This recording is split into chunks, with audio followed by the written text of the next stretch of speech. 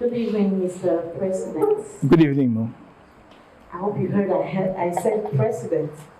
I did. I'm already in the future. It's what I see. Okay. Thanks. I'm so happy. I'm an interior architect by profession. I've worked in the building and construction sector for almost 13 years now, by the grace of God. Wow. Even though I was not prédisposée to do that because j'ai fait les lettres bilingues. So, voilà. Because I never had any job, tried concours here and there, but by the grace of God, I found a job in a building and construction company. And with time, I came to fall in love with the building and interior designing sector, and I decided to get trained and be established in it. So it's true that the interventions you have and the other ones before answered some of my questions, and the aha moment that I have had, and which is an answer to my greatest difficulty was the centre de métier. Because the truth is that le métier de l'architecture d'intérieur est un métier pour les nationaux encore qui est en train de, voilà, nouveau. Et donc, pour nous les architectes d'intérieur, la frustration c'est de concevoir un projet qui paraît très beau, mais de ne pas pouvoir le voir se réaliser. Pour des questions qu'on peut reconnaître, à savoir le manque de compétences, le manque de matériaux même, parce que l'une des difficultés que nous avons, c'est par exemple qu'on conçoit un très beau projet, un espace comme ici, on rénove et tout, et le projet va rester dans la 3D parce que le matériau, c'est-à-dire que visuellement on a un décor, mais pour le réaliser, les matériaux qui sont sur le marché, pour la plupart sont des matériaux entre guillemets importés. Et vous avez dit que nous avons la matière première sur place. Je vais prendre l'exemple du bois. Nous concevons des cuisines par exemple sur mesure. Et donc, c'est vrai que localement, on utilise beaucoup le bois naturel, le bois brut. En réalité, le bois est un matériau capricieux. Et pour le garder sur la durée, il faut qu'il soit traité, séché et tout. Et ça engendre des coûts supplémentaires. Et donc, il y a des matériaux qu'on ne va pas ignorer, comme des matériaux composites qui existent. Bien sûr. On n'est pas isolé, en tout cas en matière dans les goûts, en matière de design, en matière de évoluer aussi avec le temps.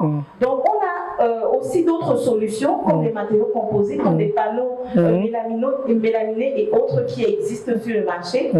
Mais moi, je suis quand même choquée de voir que nous avons le bois et que certains des matériaux composites peuvent être fabriqués et mis à la disposition du marché local pour que la conception que nous avons faite puisse satisfaire toutes les couches du marché. C'est-à-dire que je conçois un bel espace, mais je peux le vendre à un enseignant, par exemple. Il a le même décor.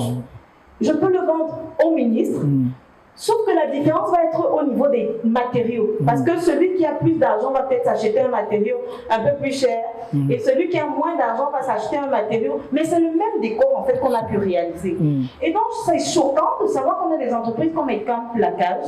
Parce que moi j'ai eu la grâce de voyager dans beaucoup dans des pays africains. Et récemment j'ai eu aussi la grâce d'aller en Chine. Et j'ai pu voir que il y a la possibilité d'avoir certains panneaux que nous importons sur le Cameroun, de l'Europe et tout, qui sont fabriqués juste parce qu'on a mis un film sur le panneau que Ecamp Placage fabrique.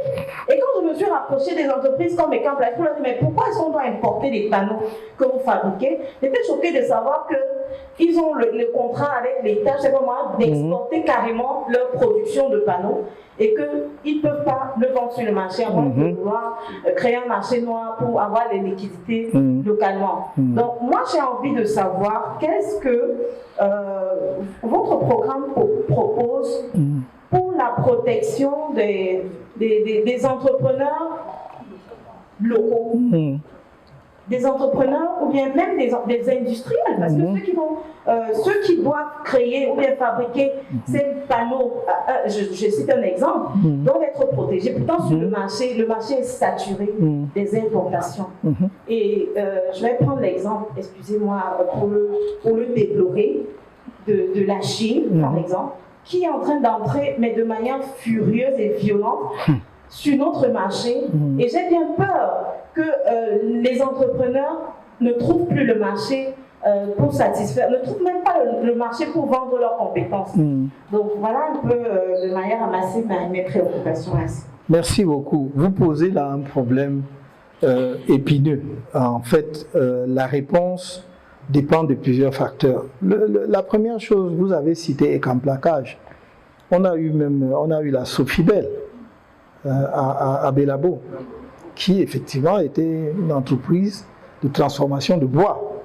Elle avait même une plus grande capacité et même sa technologie à l'époque était supérieure à celle d'Ecamplacage. Ecamplacage étant à Balmayo, n'est-ce pas, à l'époque on nous disait même que c'était semi-public et semi-privé. Malheureusement, dès qu'il y a la première alerte, quand il y a une crise économique, on s'est précipité à fermer Sofibel. Et je n'ai jamais été très proche de la manière dont fonctionnait cette entreprise et de ses comptes, mais je me demande comment une entreprise qui produisait entre autres les contreplaqués, mais également les parquets de telle qualité a pu fermer alors que la demande continue d'exister à l'étranger, notamment en Occident. Comment? La plupart du temps, nous sommes simplement victimes de notre mauvaise gestion. Les gens ont tué les entreprises par la mauvaise gestion. Ce n'est pas que l'entreprise n'était pas pertinente ou manquait de marché. C'est pour ça que Sofibel, qui était une belle entreprise, est aujourd'hui fermée. Mais il va falloir de toute façon retravailler tout cela. Je reviens de façon plus précise à votre question par rapport à Ecamplacage. Donc ça dépend du modèle économique qui a été choisi dès le départ quand on créait Ecamplacage. C'est-à-dire que si vous dites qu'une entreprise s'implante uniquement pour faire de l'exportation, vous savez pourquoi vous prenez une telle décision. Et cela veut dire que si l'investisseur est privé, ça veut dire que c'est la condition qu'il vous a demandé, qu'il a imposée et que vous avez acceptée. Sinon, on ne voit aucune logique pour une entreprise de pouvoir produire et de ne pas vendre sur le marché local, et surtout si la demande existe. Si c'est une entreprise publique ou semi-publique, ça veut dire que l'État lui-même a choisi d'extravertir son entreprise, son usine. Et dans le cas du Cameroun, ça n'aurait pas de sens parce que généralement, vous pouvez effectivement tourner votre entreprise vers l'étranger dans les pays où vous avez un vrai problème de devise. C'est-à-dire vous voulez par exemple avoir de la monnaie étrangère comme le dollar ou l'euro ou tout ça là. Et dans le cas du Cameroun, l'une des choses, peut-être l'une des rares choses, le seul avantage qu'on peut dire que le CFA donne, c'est qu'ils disent que bon, comme vous êtes adossé à l'euro, donc votre monnaie a cette valeur-là. Donc en réalité, ça devrait pouvoir jouer ce rôle-là. Peut-être, c'est vrai aussi qu'en creusant l'affaire, on se rend compte qu'on croit théoriquement que c'est un avantage, mais est-ce que c'est vraiment un avantage? Parce que pour que ce fût un avantage, il aurait fallu que le franc CFA, quand tu pars d'ici, tu arrives à Bruxelles ou ailleurs, tu puisses changer, avoir des euros. Vous voyez? Mais ce n'est pas le cas. Donc en réalité, nous avons juste un papier, on nous dit que c'est adossé à l'euro. Parce que ce sont toujours nos exportations qui nous permettent d'avoir des devises. Donc du coup, peut-être que le modèle économique choisi à l'époque a voulu qu'on vende ces produits-là à l'exportation pour avoir des devises. Mais bon, mais je dis que c'est un modèle, même la Chine est devenue une puissance économique, d'abord parce qu'elle a été l'atelier du monde, parce qu'elle produisait pour vendre à l'étranger, vendre beaucoup pour avoir des devises. Mais aujourd'hui, l'économie chinoise ne tiendra que si elle développe l'économie intérieure, c'est-à-dire la demande intérieure. C'est-à-dire si les Chinois eux-mêmes sont les premiers consommateurs de leurs produits.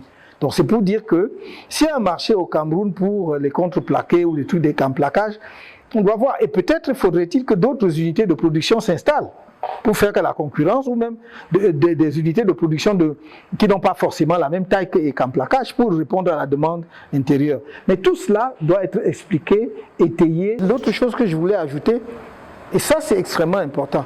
Quand j'ai dit, voilà, on va par exemple importer de la sciure, du bois, ou du bois des agrégés, ou de tout ça là, des matériaux agrégés, c'était pas que je disais que c'est mauvais, mais je disais, si nous allons par exemple importer des portes ou des tables, hein, des bureaux, avec de la sciure, du bois compacté, mais c'est désastreux puisque nous pouvons avoir la sciure du bois ici. Donc si c'est ça le sujet, utilisez la sciure du bois camerounais ou camerounaise, si on parle de sciure, pour fabriquer donc ces portes-là ou ces tables-là. Pourquoi les importer?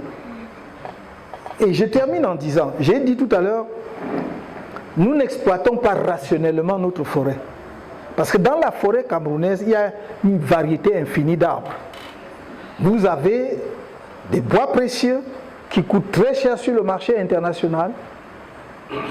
Et c'est pour cela qu'on a beau dire depuis 1994 qu'on ne doit plus exporter des billes de bois au Cameroun, on exporte toujours. Parce que bon, il y a toujours un marché là pour cela. Et nous aurions pu inverser la tendance en disant, tiens, c'est notre matière première. Nous travaillons, si ça vous intéresse tant, venez installer votre usine ici. Et sinon, nous allons fabriquer ce que vous voulez là, vous allez venir acheter chez nous. Et pourquoi est-ce qu'on doit couper notre bois et envoyer là-bas comme ça? Mais pourquoi? Parce que nous, en réalité, nous aimons la facilité. Parce qu'en coupant, en exportant, il y a quelques recettes. Voilà, quelques recettes douanières à l'exportation, et puis ça nous rapporte un peu d'argent. On vit là-dessus. Mais si tu es dans une logique, une perspective de développement économique, tu dois dire, non, en faisant une usine ici, je crée de l'emploi pour mes jeunes, j'ai en fait la valeur ajoutée de ce bois-là est également importante, puisque je n'exporte pas du bois brut, j'exporte du bois transformé. Chaque fois que tu transformes quelque chose, il y a une valeur ajoutée. Donc, on pourrait faire ça. C'est le modèle économique, c'est le raisonnement qui pêche. Et moi, je dis, je vous assure, regardez, je ne sais pas si vous connaissez l'entreprise qu'on appelle IKEA. IKEA, c'est une grosse entreprise suédoise. Parce que la Suède a, peut-être avec la France, les plus grands massifs forestiers en Europe. Sauf que chez eux, ils ont en fait une seule variété d'arbres. Voilà, c'est le pin. Et on va dire les résineux, voilà, plus exactement, merci. Donc le pin et les autres variétés qui sont rattachées au pin. Bon, c'est un bois blanc relativement léger, mais qui tient. Mais dans nos forêts, nous avons des bois légers. Donc ça veut dire qu'un entrepreneur camerounais peut parfaitement dire, je veux même m'inspirer du modèle de IKEA pour fabriquer des mobiliers que je vais vendre en Afrique, à partir des bois africains. Vous comprenez ce que je veux dire? Donc, c'est simplement que parfois je suis étonné, on a l'impression que nous regardons sans voir. Et ces bois-là existent dans nos forêts. Ce qu'on appelle le fraqué, vous connaissez le fraqué, qu'on utilise d'ailleurs pour faire des maisons, même à Douala, ce qu'on appelle les carabottes. C'est du bois léger, que si vous avez vu qu'il est très léger, si vous le traitez correctement, vous pouvez faire, et il va se stabiliser, vous pouvez faire beaucoup de choses avec cela. Pourquoi on aime le bois léger pour ce genre de meubles? Parce que ça ne pèse pas lourd au transport, et donc ça ne coûte pas trop cher. Donc vous pouvez parfaitement faire ça. Le jeune qui vient de se marier, qui veut s'installer là, vous voulez qu'il achète votre, comment vous appelez ça, les Louis XIV ou les Louis combien là? Lui, il veut une table machin simple, dans un premier temps où il peut s'asseoir avec ses amis quand il vient le voir et machin et tout ça. Donc faites-lui des meubles de ce niveau-là. Et dites-lui que ça coûte 100 000 francs avec ça ou 150 000 avec ça, il a monté tout. Il va être content. Mais tout le monde veut aller travailler le bois précieux ici et tout ça. C'est pas ça l'économie d'un pays. Donc du coup, j'ai des amis et même des frères qui sont des ingénieurs des eaux et forêts, qui connaissent le bois. Et ils me disent non, on n'utilise même pas 20% de ce que... Il dit, pour aller, comme je vous l'ai dit tout à l'heure, pour aller chercher un arbre précieux, on détruit sur le passage au moins 10 autres arbres qu'on n'utilise pas. Donc il faut... Oui, pour aller chercher un arbre, pour aller chercher un boubinga, pour aller chercher l'ébène, ou l'iroko, ou tout ça là, on va détruire 4-5 arbres pour arriver à lui. Et là, le tracteur va casser. Alors, vous pouvez transformer ce bois là. Vous pouvez même le mâcher, le broyer pour agréger. voyez, pour faire des trucs comme ce qu'on importe. Si vous voulez, si vous trouvez que ça ne va pas faire du bois, vous pouvez le broyer. Oui, compacter pour faire de l'agrégé. On le fait pas, on le perd en forêt. Donc c'est des pans entiers de nos ressources et de notre activité que nous devons revisiter. Il faut que nous nous réapproprions même nos propres ressources. Non pas par rapport à l'étranger, mais par rapport à nos propres connaissances. J'ai l'impression que nous ne connaissons même pas nous-mêmes assez nos richesses. Et après on dit qu'il n'y a pas d'emploi. Non, il faut créer des emplois. Voilà, c'est ce que je peux vous dire. Merci. Thank you. Thank you, Mr. President. Thank you, indeed. I want to assure you that we are in the victory. We are already behind you. Thank you so much. Thank you very much indeed.